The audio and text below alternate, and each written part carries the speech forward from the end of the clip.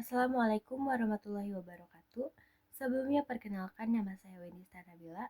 Saya berasal dari kelas 107. Di sini saya akan mengerjakan tugas bahasa Indonesia dengan membacakan teks biografi mengenai Tan Malaka. Tan Malaka. Tan Malaka lahir pada 1897. Dia adalah tokoh kelahiran Sumatera Barat yang berjuang di jalur pendidikan dan pergerakan politik. Nama asli Tan Malaka adalah Ibrahim Datu Sultan Malaka. Memiliki adik laki-laki bernama Kamarudin dengan ayah yang bernama Rashad dan ibu bernama Rangkayosina. Ibu Tan Malaka adalah salah satu putri yang disegani di kampungnya. Sejak kecil, Tan Malaka telah mengayam bangku pendidikan di sekolah dan memiliki cita-cita menjadi seorang guru. Pada jenjang sekolah lanjut, dia memilih untuk bersekolah di High School atau sekolah guru di Bukit Tinggi, yang juga dikenal dengan sekolah raja di Bukit Tinggi. Di sana, kecerdasan Tan begitu terpancar. Melihat kejeniusannya, G.H. Horesma, salah satu gurunya, membuatnya supaya berkuliah di Belanda.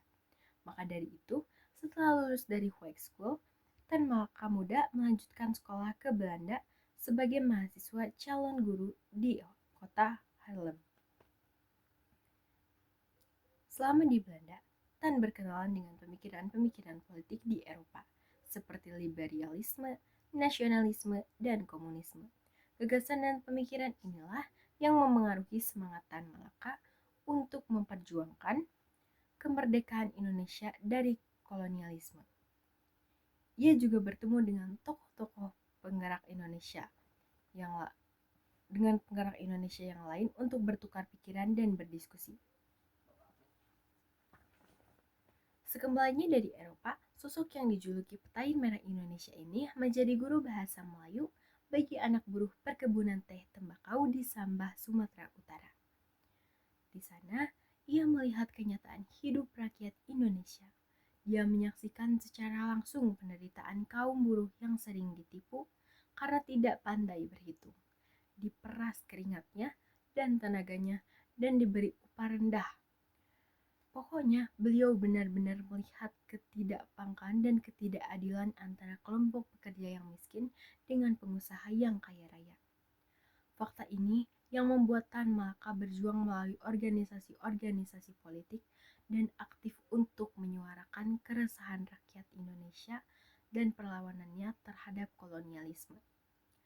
Tan Malaka kemudian bergabung dengan Insiden Sosial Demokratis Valsening atau ISDV yang menjadi cikal bakal Partai Komunis Indonesia. Tahun 1920-an, dari Sumatera Utara, Tan berkelana ke Jawa. Sempat menyeberang Yogyakarta, ia lantas berpindah menuju Semarang.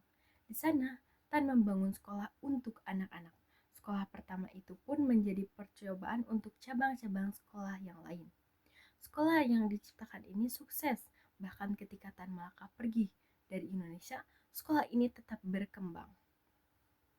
Akibat dari aktivitas politiknya yang berbahaya, pemerintah kolonial menangkap Tan Malaka dan mengasingkannya ke Belanda pada tahun 1922. Tapi pengasingan ini menjadikan Tan Malaka sebagai petualang politik. Hampir setengah hidupnya ia habiskan dengan bersembunyi dan menjadi buronan Belanda. Selayaknya agen rahasia, Tan berpindah membentuk gerakan bawah tanah, bergonta-ganti pekerjaan, dan membuat nama samaran supaya nggak ketangkap sama Belanda. Kemudian, Tan Malaka dikabarkan pernah tinggal di Tiongkok, Rusia, Jepang, Singapura, dan Filipina. Meski begitu, Tan terang-terangan menentang penindasan dengan menjadi wakil Komintern untuk Asia Tenggara. Selama menjadi wakil Komintern untuk Asia Tenggara, Tan tinggal di Tiongkok dan ia menjadi memiliki hobi menulis. Di sanalah dia menulis konsep bangsa Indonesia ke dalam buku yang berjudul Naarde Republik Indonesia. Tulisan tersebut menjelaskan cita-cita struktur negara Indonesia merdeka, yang menurut Tan Malaka lebih cocok dengan sistem republik. Pada tahun itu juga, karya Tan Malaka ini dicetak dan diterbitkan di Indonesia. Di dalam bukunya, dia juga menulis ramalan-ramalan tentang situasi politik internasional antara Jepang dan Amerika yang menyebabkan perang di Pasifik, situasi yang pas untuk melakukan revolusi terhadap Belanda.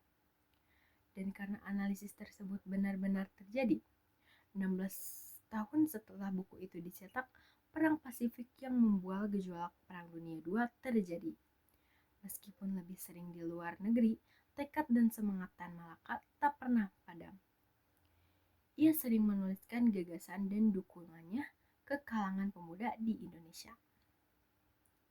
Selain Nang Arde Republik Indonesia, buku Tan Malaka yang lain yaitu Maso Ekti 1926 ditulisnya di luar negeri. Aktivitas menulis Tan Malaka itu terus berlanjut bahkan setelah Indonesia merdeka. Tan Malaka menulis pemikiran dan perjalanan hidupnya dengan beberapa buku yang menjadi mahakarya atau masterpiece darinya, yaitu Madilog, yang berisi tentang analisisnya terhadap rakyat Indonesia yang tidak terbiasa berpikir kritis, tidak logis, serta belum mampu berdialog secara baik. Hingga tahun 1942, merasa kondisi Indonesia sudah mulai aman dari kolonial, Tan pulang ke Indonesia. Akhirnya, setelah 20 tahun pelarian dan harapannya akan Republik Indonesia, ia kembali. Dari Malaya, Tan menyeberang ke Sumatera, menyusuri sampai Lampung, lalu menumpang perahu Ranjet menuju Banten. Dari Banten, Tan pindah ke Jakarta. Ia tinggal di Rawajati, dekat pabrik sepatu di Kalibata, dan menjadi pedagang buah untuk melihat kehidupan rakyat Indonesia dari bawah. Dari Kalibata, Tan bergerak ke Bayah, Banten, menjadi ilusi-ilus dan pengurus administrasi di Romusa. Sembari bersembunyi dari tentara Jepang dengan lagi-lagi membuat nama samaran baru. Kali ini, ia memilih Ilyas Hussein. Kemerdekaan Indonesia telah berkumandang. Sorak-sorai persatuan menjalar seantero negeri. Meski begitu, Tan merasa bahwa belum merdeka seutuhnya. Sahut teriakan gembira dari rakyat hanya terdengar riuh dari luar, tapi seperti tidak berjiwa. Ia pun membongkar penyamarannya 1 minggu setelah Indonesia merdeka. Ketika proklamasi kemerdekaan Indonesia, Tan Malaka sedang berada di Banten. Begitu mendengar kabar kemerdekaan Indonesia, ia langsung berangkat ke Jakarta. Saat ia bertandang ke rumah Ahmad Soberadjo, teman lamanya, Soberadjo menulis pernyataan itu di autobiografinya. Ketika saya mendekatinya, saya kaget. Wah, kau Tan Malaka, kata saya. Saya kira kau sudah mati, Tan Malaka menjawab. Alang-alang toh tak dapat musnah kalau tidak dicabut dengan akar-akarnya. Dan pada 9 September bulan depannya, sekutu mulai mendarat di Jakarta dan melucuti tentara Jepang. Situasi ini membuat Tan berpikir untuk menggunakan strategi politik dari buku yang didapatnya sendiri, yaitu Masa Ekti. Hal ini dikarenakan masih banyak orang yang ragu bahwa kemerdekaan ini didukung oleh rakyat, terutama dari pihak sekutu yang mencoba masuk ke Indonesia.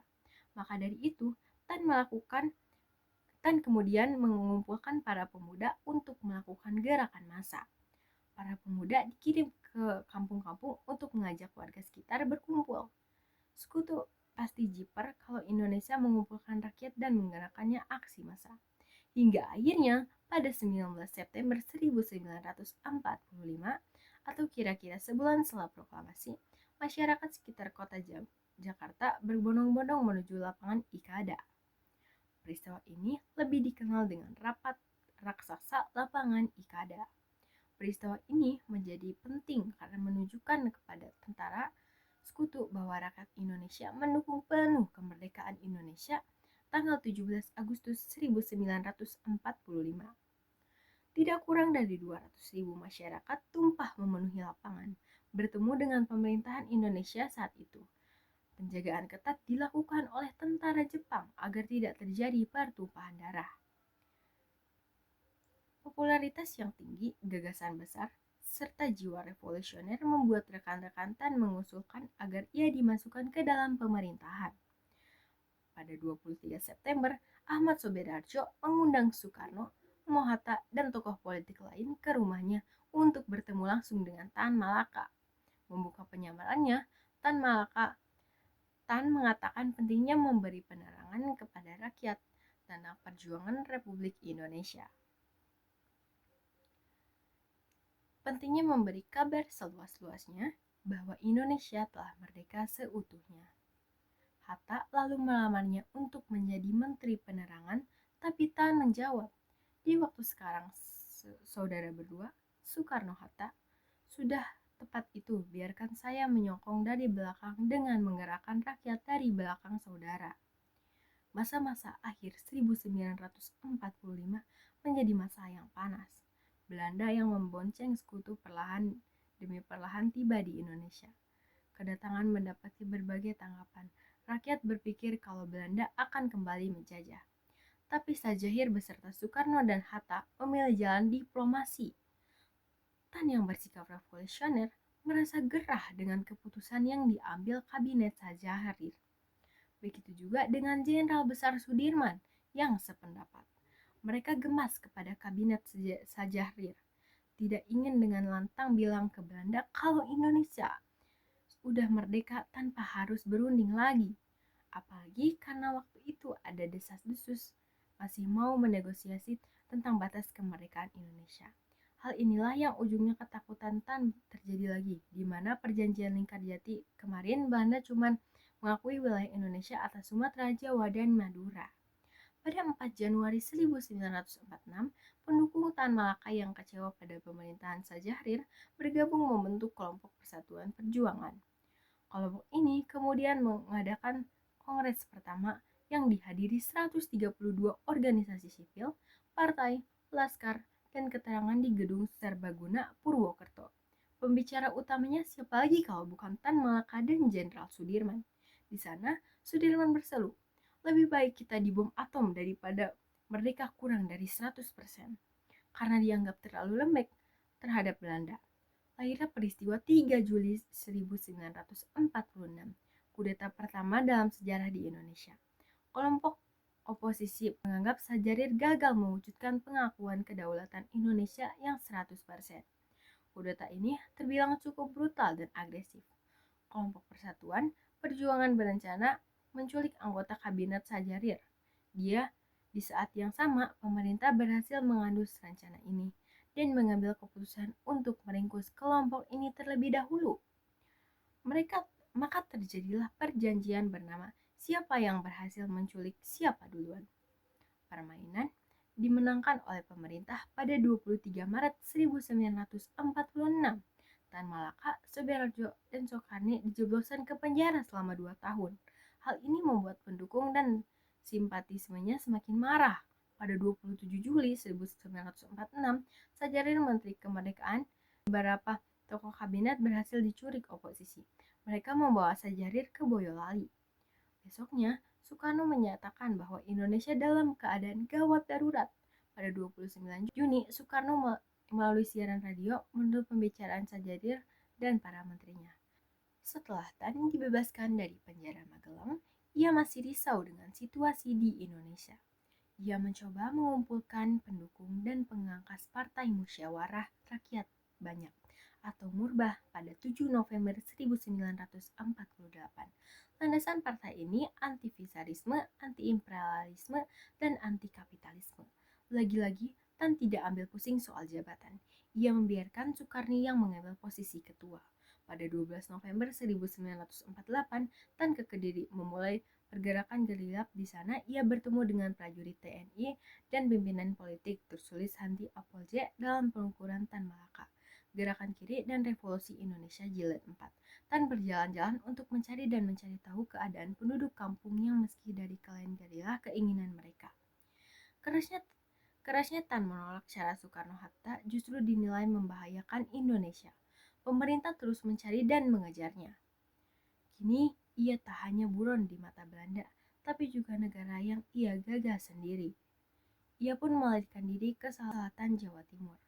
Saat menyusuri Gunung Walis di Solo Panggung, Kediri, Tan Malaka ditangkap oleh Letana II Sukoco dari Batalino Psikiatra Divisi Bariwajaya. Dan pada 21 Februari 1949, Suwardi Takabak mengeksekusi Tan Malaka. Dan di buku puisi menulis di bukunya dengan kalimat kematiannya dirahasiakan bertahun-tahun. Dari cerita Tan Malaka, kita bisa belajar bahwa setiap orang harus memiliki semangat kemerdekaan yang kokoh, keberanian untuk memperjuangkan hak rakyat melalui pendidikan dan pemikiran yang cerdas, serta kesediaan untuk berkorban tanpa memedulikan jabatan dan mewujudkan kedaulatan bangsa yang sebelumnya bebas dari segala bentuk penjajahan. Dan pada akhirnya, Tan Malaka dijadikan pahlawan nasional oleh Soekarno pada 1968. Sekian biografi dari Tan Malaka. Mohon maaf apabila ada kesalahan dan mohon maaf apabila masih terbata-bata dalam menjelaskan. Terima kasih atas perhatiannya. Wassalamualaikum warahmatullahi wabarakatuh.